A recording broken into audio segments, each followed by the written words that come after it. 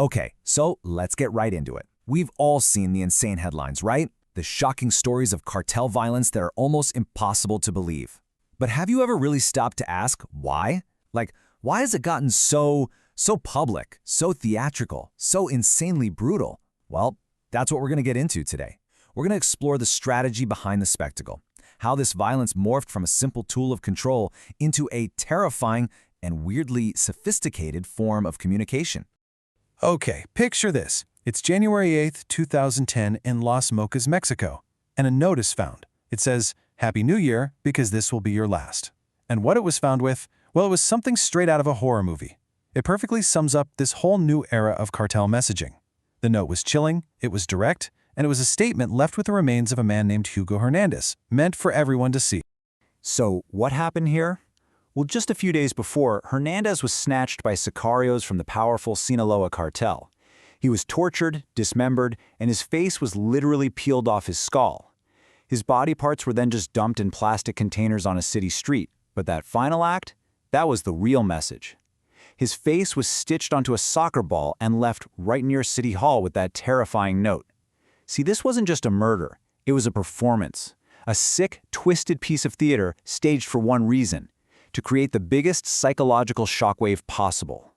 And look, the thing about the Hugo Hernandez case is, it's not some one-off thing, not even close.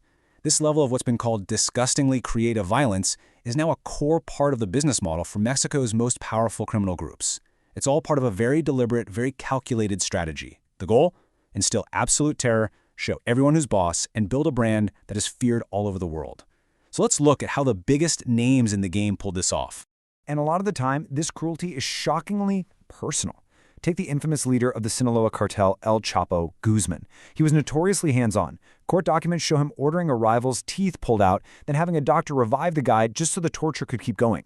In another case, he beat two men with a branch until their bodies were basically like rag dolls, and then just threw them on a bonfire. And guess what? That sadism, it runs in the family. His sons, Los Chapitos, have been reported to use corkscrews on victims and even feed people to their pet tigers. You get the picture. This isn't just random violence. It's personalized, it's theatrical, it's pure horror. But you know, Sinaloa doesn't have a monopoly on this stuff. Their rivals, Los Zetas, are famous for their own special brand of brutality. One of their leaders' signature moves was called El Guiso, or the stew. Victims were shoved into 55-gallon drums and literally boiled alive. It's like this horrifying arms race, where the only currency that matters is terror.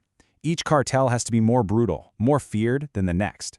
And this is where we get to the most critical shift, the real game changer. As we've seen from the Sinaloas, Los Zetas, and pretty much everyone else, these acts are almost always filmed. The torture, the executions, it's all recorded. Think about it like this. The violence is the product, and the internet, that's the distribution channel.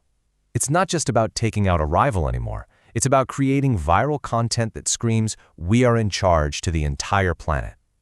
So, when you see all this, it's really easy to think that this kind of extreme violence is a totally modern thing, right? Something that just popped up with the big drug syndicates.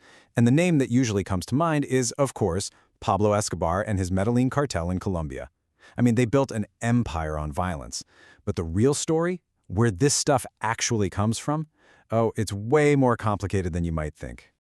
So yeah, let's just ask the question head on. Did the drug lords invent this whole playbook of horror? Or were they just picking up a tradition that was already baked into the region's history?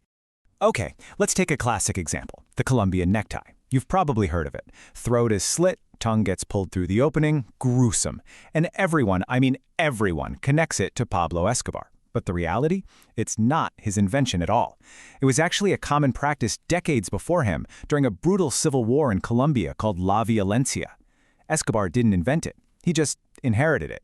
He took a tool of civil war and rebranded it for his narco empire. And this timeline really puts it all into perspective. La Violencia was a full-on civil war that raged for 10 years, from 1948 to 1958. Horrifying acts were just part of the landscape. So when the Medellin cartel shows up almost 20 years later, in 1976, they aren't creating this culture of brutality out of thin air. No way. They were just building their business on a foundation of extreme violence that was already there. It was a language everyone already understood. And that right there, that brings us to the absolute core of what we're talking about today. The real evolution isn't in the brutality itself. It's in the purpose of the brutality. The methods might have these deep historical roots, but the strategy behind them has totally changed.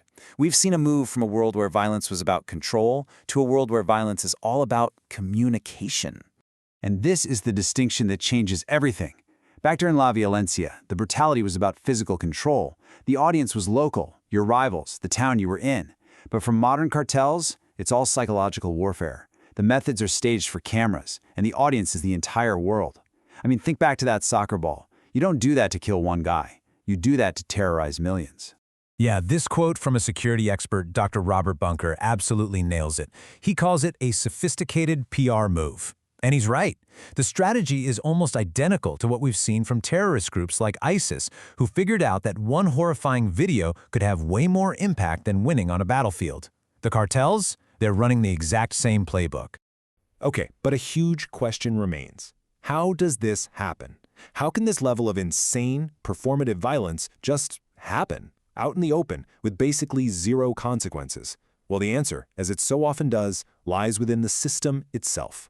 This kind of brutality can only thrive when the very institutions designed to stop it are completely rotted from the inside out.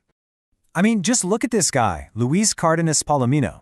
This dude was once officially voted Mexico's best police officer. He was later arrested for basically being a high-level enforcer for El Chapo, helping with torture and working for the Sinaloa cartel.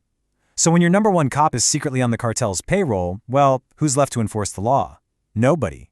And this quote from an anonymous police commander in Mexico, wow, it just reveals the total sense of hopelessness inside the system. He flat out admits that torture is widespread and will never go away because the institutions are just too broken to stop it.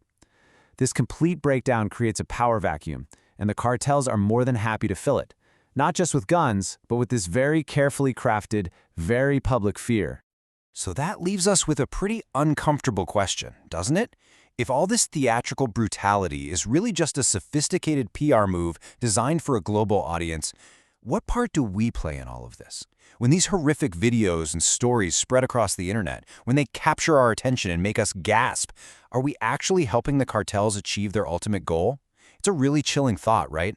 In today's attention economy, our shock, our clicks, our horror might just be their greatest asset.